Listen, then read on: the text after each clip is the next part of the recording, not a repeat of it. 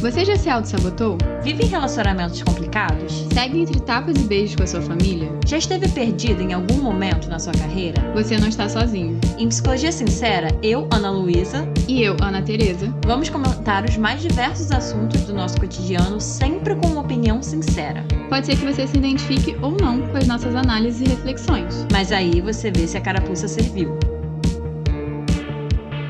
E aí, gente, sejam bem-vindos a mais um episódio do Psicologia Sincera. Hoje vamos fazer o nosso quadro mais queridinho, mais especial, que é o Analisando, que pra quem tá caindo de paraquedas aqui, é um quadro em que a gente lê histórias dos nossos ouvintes com o consentimento deles, a gente lê em anônimo, eles enviam as histórias deles sabendo que a gente vai lê-las aqui no episódio, e a gente comenta a partir das nossas percepções, a partir das nossas experiências clínicas, a partir das nossas abordagens teóricas de dentro da psicologia, a gente vai lendo e vai comentando em cima. Se você quiser participar desse quadro aqui do podcast, você pode enviar sua história para o podcast psicologiasincera@gmail.com. A gente recebe nossas histórias por lá, a gente vai separando, e aqui no episódio a gente sempre tenta juntar duas histórias que tenham algum tema parecido, que se relacione de alguma forma pra gente ter uma linha de raciocínio parecido entre uma história e outra. Então envia sua história, a gente tá sempre recebendo sobre os mais diversos temas. A gente acaba falando muito de relacionamento porque são os temas que vocês mais enviam histórias, mas deixa aqui também esse desafio para vocês enviarem de outros temas também. A gente pode falar de família, de trabalho, de amizade, de algum sintoma que você possa estar vivenciando, de ansiedade, ou enfim, alguma questão da vida no geral. Não se limita só a relacionamentos. Então a gente tá sempre recebendo histórias, e se você quiser prioridade na fila das histórias, se você já acompanha aqui o podcast ou tá caindo de paraquedas, mas ainda assim quer muito que a gente leia e analise logo a sua história, você pode se tornar nosso apoiador do Orelo, no link aqui embaixo na descrição, que nossos apoiadores, eles têm prioridade na fila de histórias desse quadro Analisando, e além de ter essa prioridade, você também vai ter acesso a um episódio extra do Psicologia Sincera por mês, além de toda a nossa biblioteca de conteúdo exclusiva, de todos os episódios exclusivos que a gente já gravou até então. Já perdi a conta de quantos são, acho que são mais de 30, que se você se inscrever hoje para ser nosso apoiador do Orelo, você vai conseguir maratonar e ter acesso. Tá super fácil também, agora dá para assinar, inclusive aqui pelo próprio Spotify, tem uma página para você vincular a sua conta com a conta do Orelo, e aí você pode ouvir os episódios aqui no próprio Spotify mesmo. Além disso, antes de a gente ler a primeira história, também vamos deixar o convite para vocês entrarem na nossa comunidade do WhatsApp, que é onde a gente troca com vocês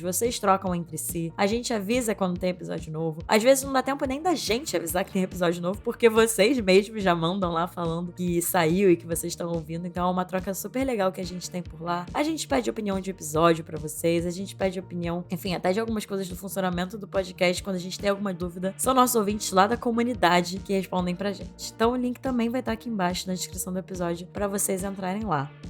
E agora, depois de todos esses avisos, bora então de primeira história? Então, bora de primeira história aqui. Oi meninas, tudo bem? Não irei me delongar na história, pois senão viraria um livro. Sou estudante de psicologia. Opa! Já fiz terapia por alguns anos e parei por motivos maiores, mas pretendo voltar. Apesar da psicoterapia ter me ajudado em incontáveis demandas, eu sinto uma grande dificuldade em construir relacionamentos românticos no geral. Isso não acontece nas outras esferas da minha vida. Tenho boas amizades, boa relação com a família, trabalho e faculdade. Inclusive, recebo elogios por ser comunicativa e cultivar bons relacionamentos com as pessoas. Minha dificuldade é o temido amor romântico. Desde manter uma conversa até estar propriamente namorando. Minhas primeiras experiências sempre foram no seguinte esquema. Me interessava por uma pessoa, corria atrás de fazer acontecer, aí ela sumia ou me dava um fora, e pouco tempo depois aparecia com outra. Oh não! Consegui me livrar de correr atrás como uma desesperada e da carência, mas desde então parece que tudo piorou. Meu último namoro foi em 2022 e durou pouco como os demais. A qualidade dessas relações, após eu me valorizar, mais decaiu, ao ponto de eu nem conseguir ficar com alguém por mais de 3 semanas. Ou eu desisto por medo de dar errado, ou a pessoa desiste e não quer ter algo mais concreto. Pensei que o problema eram os homens, mas as mulheres sofrem da mesma dinâmica. Ficou tão dramática a situação que eu entrei em um celibato por alguns meses, mas foi só tentar novamente que já deu tudo errado. Oh shit. Here we go again. O que vocês poderiam me dizer sobre essa situação? Estou quieta agora, prefiro ficar sem ninguém do que sofrer com essas coisas novamente. Bom, a primeira coisa que me chamou a atenção foi quando você falou do temido amor romântico. Então eu tentaria entender com você, quando você fala temido, eu vou pra emoção do medo, né? Tem algo do qual você tá com medo. E eu acho que eu exploraria mais com você, ouvinte, qual é o seu medo em relação ao amor romântico? A gente tem muitas coisas, muitos lugares pra gente pode ir. A gente já falou muito aqui no podcast dessa ideia do amor romântico como uma ideia muito idealizada, né? Então, eu tentaria entender mais com você quais são esses significados. O que que você espera do amor romântico? O que que o amor romântico significa pra você e que te gera esse medo? É um medo de quê? É um medo da rejeição? É um medo da intimidade? É um medo de reviver algumas histórias em relação ao afeto, né? A dar e receber afeto que você já viveu? Porque outra coisa que me chamou a atenção, adorei que você falou, não irei me delongar na história, pois senão viraria um livro. Mas ao mesmo tempo, assim, entender um pouco mais sobre a sua história, de alguma forma, ajudaria a gente a entender um pouco mais sobre esse ponto e até sobre o próprio medo, né? Porque eu fiquei pensando nisso, assim. Não sei como é que é a sua experiência base com o amor e com o afeto. Base, eu quero dizer, com a sua família, né? Você até falou que você tem uma boa relação com a família, com boas amizades, mas pra mim fica uma sensação de muita, não é superficialidade, mas assim, de poucos detalhes em relação ao que você traz. E aí eu fico me perguntando se realmente é assim ou se tem lugares que ou você não olhou ou você tem medo de olhar dentro dessas relações que de alguma forma podem estar reverberando também na sua relação com o âmbito relacional, amoroso da sua vida. Eu acho que a gente teve pouca informação. Eu acho que isso também é informação. Como a Ana Luísa estava pontuando, né, está sendo um pouquinho superficial. Criei algumas hipóteses, não tenho como confirmar com você, mas a coisa que mais me saltou aos olhos quando eu li a sua história foi você falar que você conseguiu se livrar de correr atrás como uma desesperada e de ser carente. Isso pra mim já me levanta algumas hipóteses de algumas vezes quando a gente quer muito alguma coisa, desesperadamente, a gente pode acabar sabotando o que a gente quer. Então, eu não tenho informações suficientes pra afirmar. Então, eu vou te perguntar: será que você sufocava? Porque tem algumas pessoas que querem tanto, tanto, tanto ter um namorado ou uma namorada que começam a correr atrás, fazer de tudo pra agradar. E sabe uma coisa que acaba chamando atenção negativamente algumas vezes? A gente se despender totalmente quem a gente é, as nossas opiniões, pra estar agradando o outro. E eu não sei se isso acontece com você. Mas é algo que eu iria investigar, porque você falou que você tem uma relação ótima com todo mundo. Todo mundo te acha tão agradável, tão legal. E pode ser que sim, eu acho que você é tudo isso sim. Mas a que custo todo mundo tá gostando de você? Você tem espaço pra ser autêntica, você tem espaço pra falar não, você tem espaço pra colocar limite e ainda ser gostada? Eu não sei, a gente não tem essa informação também sobre suas outras relações, pra gente não idealizar você ser a pessoa que todo mundo adora. Pelo menos eu tenho, assim, eu vejo com pacientes e até na minha vida pessoal, aquela pessoa que todo mundo ama são as pessoas que algumas vezes têm dificuldade de se colocar, quando eu vou conhecendo a pessoa mais de perto. Então, isso são algumas coisas que me levantaram suspeitas que a gente não pode aprofundar tanto, porque a gente não tem tanta informação. Mas eu tô me perguntando, né, o quanto na hora de se relacionar, cadê você? E se você acaba um pouco nesse desespero de querer tanto, também sabotando a relação, né? É uma das hipóteses, pode não ser nada disso que eu tô falando, né? Porque não temos informação, mas é algo a se pensar, porque você falou que é tanto com homens quanto mulheres. Isso eu achei interessante quando a gente começa a olhar para as evidências do todo e a gente vê que o padrão tá na gente, né? Não nas pessoas. Pensei em algumas coisas dentro disso que você falou, porque é muito comum também, dentro desses discursos de, As pessoas não querem mais nada sério, ninguém não quer mais nada sério. assim, botando muito essa culpa, digamos assim, nos outros e no mundo.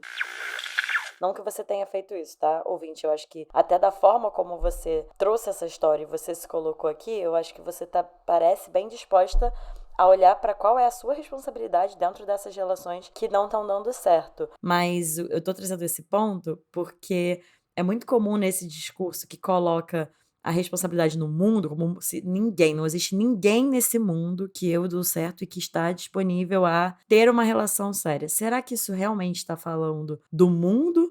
Ou será que isso está falando de alguma coisa nossa que a gente acaba projetando no mundo? De uma indisponibilidade ou uma dificuldade nossa, né? Então, isso é algo que me chamou a atenção. Mas quando você falou disso, Ana Teresa, se ela não vai demais, talvez, na relação, eu fiz uma hipótese aqui também, que, mais uma vez, gente, é só uma hipótese, porque a gente tem poucas informações. Mas me chamou a atenção porque quando ela escreveu a história pra gente, ela escreveu falando muito pouco dela. E aí eu fiquei com a hipótese, que numa terapia eu tentaria entender com você, ouvinte. Que movimento é esse de possivelmente parece que você fica ou num muito, num tudo, como você falou, né? Ter medo de ficar parecendo uma desesperada e uma carente, aí talvez seja um lugar de um movimento de muita entrada e muita doação de si para a pessoa ou para a relação. Parece que ou é isso, ou você fica no pouco, do tipo se mostrando pouco, trazendo pouco, num funcionamento meio polar, assim, sabe? Tipo, ou é tudo ou é nada. Ou se dá muito e parece carente, desesperada, ou também não se dá, não sei, talvez como uma forma de proteger. Mais uma vez, é só uma hipótese porque me chamou a atenção que quando você vem pedir ajuda pra gente e se trazer aqui, você fala pouco de você. E aí, usando isso, né, a gente sempre fala isso em terapia, que não é uma terapia, mas de alguma forma tentando entender como que as pessoas funcionam, a gente percebe muito como elas estão se comportando com a gente. Então, na terapia, às vezes, se uma cliente está agindo de determinada forma comigo, eu já fico me perguntando como que é esse mesmo comportamento fora, como que é esse mesmo comportamento na vida dela com outras pessoas. E aí eu fiquei pensando nisso, assim, se tem esse funcionamento meio polar de ou você dá tudo, ou você dá pouco. E aí, será que isso não tá falando desse seu medo?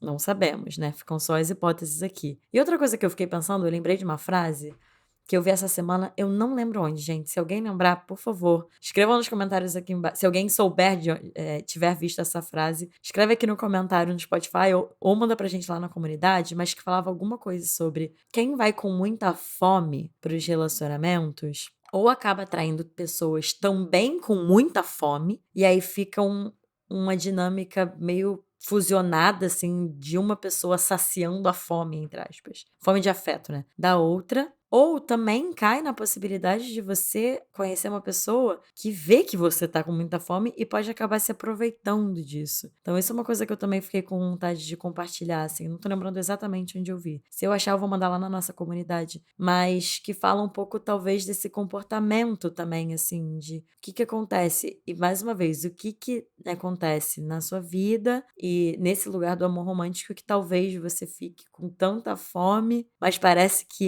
na mesma medida fica com muito medo. E isso tá me chamando a atenção, né, Teresa? O quanto que a gente tá muito mais com perguntas e com até suposições dessa ouvinte do que com percepções mais claras e mais diretas, como de outras histórias que a gente recebe. E eu fico me perguntando, será que isso fala alguma coisa sobre essa ouvinte? Como que ela é, no mundo mesmo e nas relações? De se mostrar pouco, e aí fica muito espaço para as pessoas descobrirem e tentarem entender, uma coisa meio do mistério, assim. Eu tô com a percepção que se mostra pouco para não desagradar. Eu tô com isso pra mim me pegou muito forte, principalmente quando é exaltado os bons relacionamentos que ela nutre e os elogios que ela recebe pelos bons relacionamentos que ela nutre. Então isso tá sendo exibido como um troféu nessa história. E relações são conflituosas, relações envolvem conflitos, principalmente relações profundas. Então eu acho que bate muito com o que você tá falando sobre a questão da superficialidade que a gente também tá encarando aqui nessa história. E outra coisa que eu também queria pontuar nessa história quando você diz sobre se valorizar e aí você ter menos pessoas disponíveis, assim, ou menos pessoas que são interessantes pra você. Isso acontece, tá, gente? Ter autoestima vai fazer com que as suas qualidades de relação melhorem.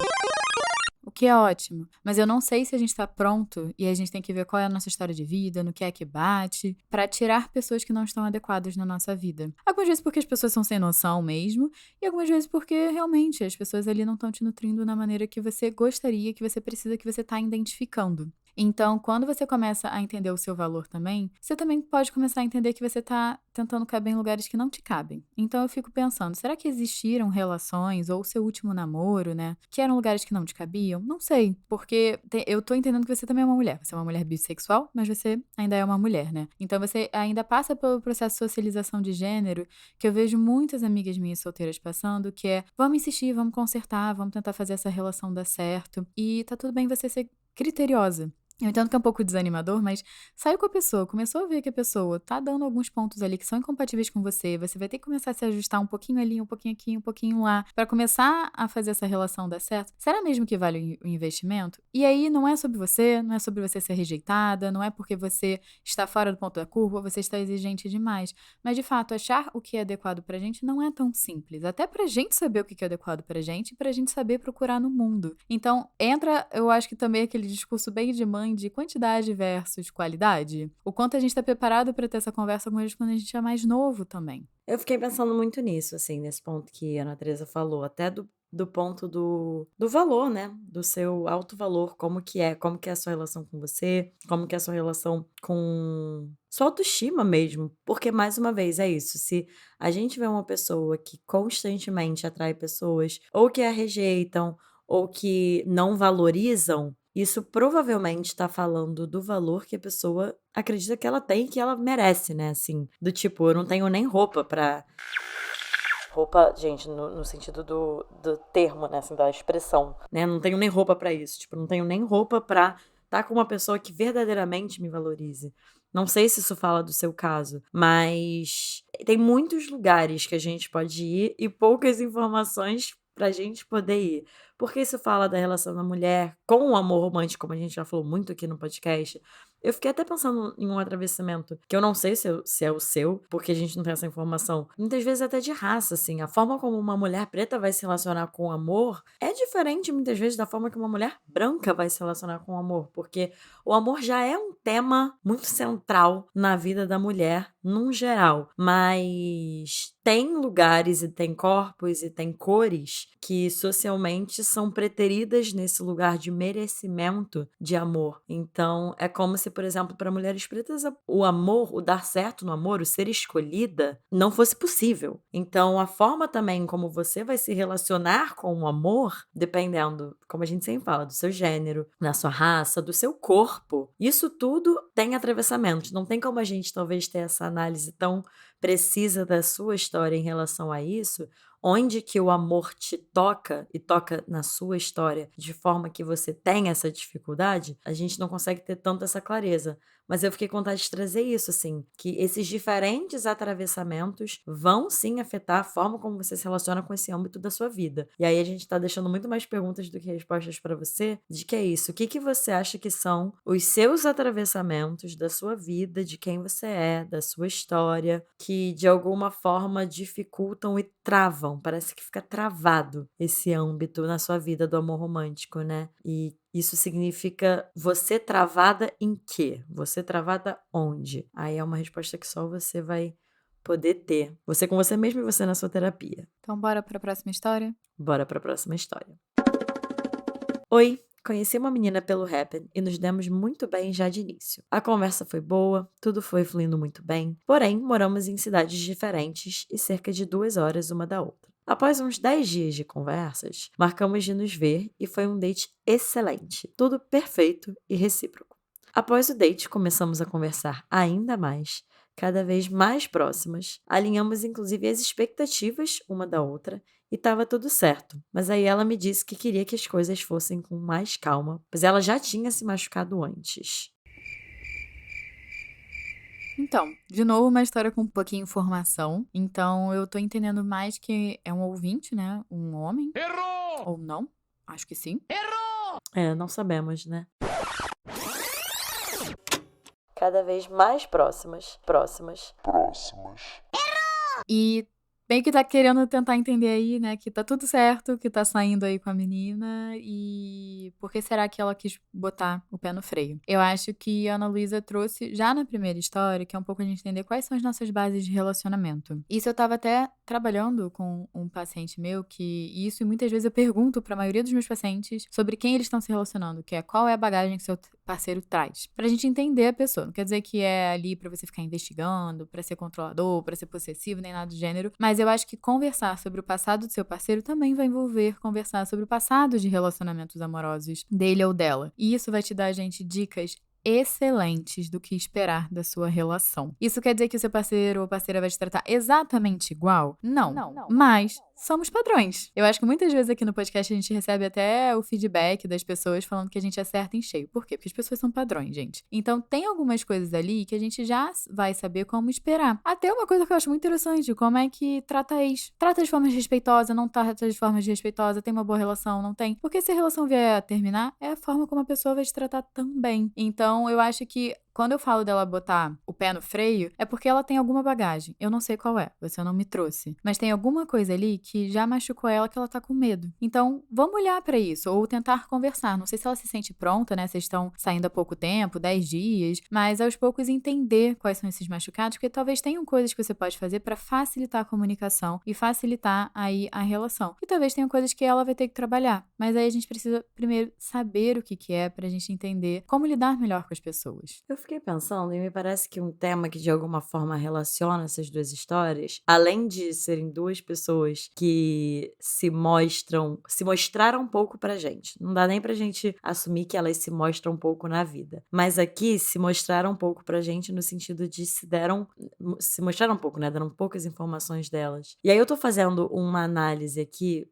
dando uma viajada, mas tô achando curioso porque o outro tema que me chama a atenção que é parecido é o medo, né? O medo aparece de alguma forma nas duas histórias. O medo de se relacionar, o medo de se machucar, o medo de repetir uma história, enfim, o medo do amor romântico, né? E é curioso a gente fazer essa relação, porque frequentemente, inclusive, pessoas que têm muito esse medo de se relacionar, o medo de se machucar, funcionam dessa forma de se proteger mesmo, né? Então, de se mostrar pouco vulnerável, de ter como se fosse um muro mesmo, um escudo em volta delas. Então eu fiquei pensando nisso, assim, em relação às duas histórias. E a essa especificamente, não sei também se foi um homem ou se foi uma mulher que mandou. Oh, no, no, no, no. O que também seria uma informação relevante da gente ter. Mas eu fiquei pensando como que parece que não só tem pouca informação sobre a pessoa, mas me parece que as duas pessoas falaram um pouco de como que elas estão se sentindo. Assim, algo tão, entre aspas, simples e básico, mas, gente, que é tão importante quando a gente fala não só sobre viver, mas sobre se relacionar. A gente se relaciona sentindo coisas. A gente sente afeto, a gente sente raiva quando a pessoa nos frustra, a gente sente medo de se machucar, a gente sente felicidade, alegria, né? E aí me chamou a atenção, assim, de alguma forma, como que essas duas pessoas narram as histórias e não só se trazem pouco, como trazem pouco como que elas estavam se sentindo em relação a essas situações. Então, para esse ouvinte, né, o essa ouvinte dessa segunda história, você consegue perceber como que você foi se sentindo nesse processo? Como que você foi se sentindo conhecendo essa pessoa? Como que você se sentiu depois do date excelente? Como que você se sentiu com vocês conversando ainda mais? Como que você se sentiu quando vocês alinharam as expectativas e depois ela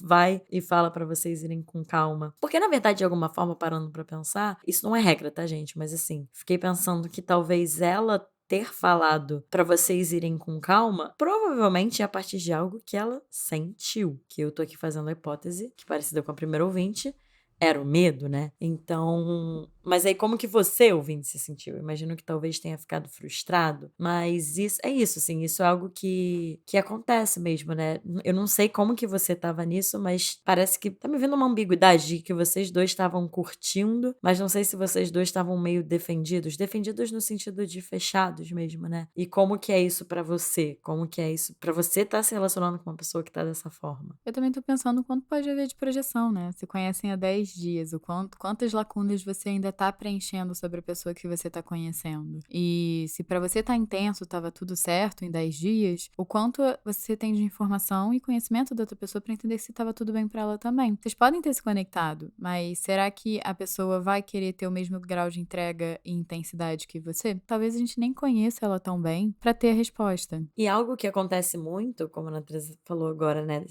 Eu até esqueci, nem me dei conta que são 10 dias. 10 dias é tão pouco, assim, né? Tá no início de você conhecer alguém. E uma coisa que acontece, gente, todo mundo faz isso em algum grau quando tá conhecendo uma pessoa e tá começando a curtir, é de acabar idealizando mesmo a pessoa, né? Assim, a gente acaba se cegando um pouquinho aos defeitos, às coisas que a gente não gosta tanto, e a gente idealiza. Eu tenho uma professora que fala isso, eu gosto muito que ela fala que a gente precisa se iludir pra se apaixonar por alguém. E a gente precisa se frustrar com essa ilusão pra gente chegar ao amor.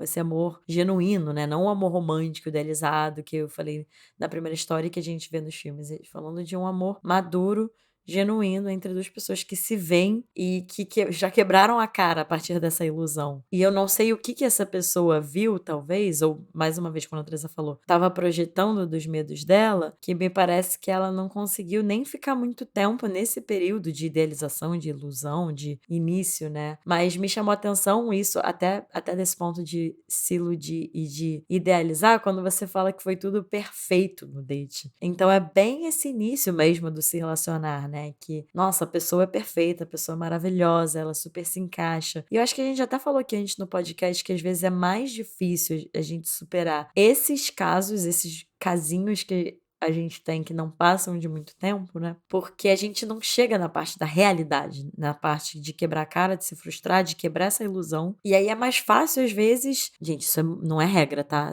Mas isso pode acontecer de ser mais fácil, porque quando a gente tem contato com a realidade, a gente tem contato com as coisas feias. A gente pode se lembrar que a pessoa não era muito legal nisso, ou não era muito legal naquilo. Ela não era só coisas boas. Diferente desse início que, no geral, a gente tem de ver só as coisas boas, né? Mas uma coisa que eu fiquei pensando que eu queria compartilhar com as duas pessoas que enviaram essa história, que me veio agora, eu lembrei de uma aula na faculdade, de uma professora que estava contando o caso de um aluno que falava que a vida amorosa dele era feita de histórias de início só. Não tinha início, meio e fim. Era só assim, constantemente começava e, assim, não passava desse período inicial. E eu lembro que ela trouxe esse lugar, assim, de ajudar ele a entender o que poderia acontecer se passasse do início. Então, falando para esse ouvinte dessa história e para o ouvinte da primeira história, o que vocês imaginam que poderia acontecer se passasse do início, se passasse desse período de quebrar a cara? Porque, mais uma vez, às vezes é um mecanismo de defesa a gente ficar só nesse início, nessa êxtase da adrenalina, da idealização desse início, por uma dificuldade de aprofundar, por uma dificuldade de se frustrar, por uma dificuldade de se relacionar com uma pessoa real e de tudo que envolve ter um relacionamento, que a gente já falou muitas vezes aqui no podcast, que é muito gostoso, mas é muito trabalhoso também. Então, fiquei com vontade de compartilhar isso, caso faça sentido para algum dos dois ouvintes. E acho que uma coisa que eu queria deixar pros dois é, vamos com calma. Por que tanta pressa pra conhecer as pessoas? Eu acho que vocês têm tempo pra conhecer. Não sei quantos anos vocês têm, mas dado que uma pessoa que vocês querem fazer um investimento de longo prazo, não precisa ser tudo tão corrido. Tem coisas que você vai conhecendo ao longo do tempo, mas pra você tomar a sua decisão, dá o seu tempo. A conexão, ela não precisa ser feita na correria.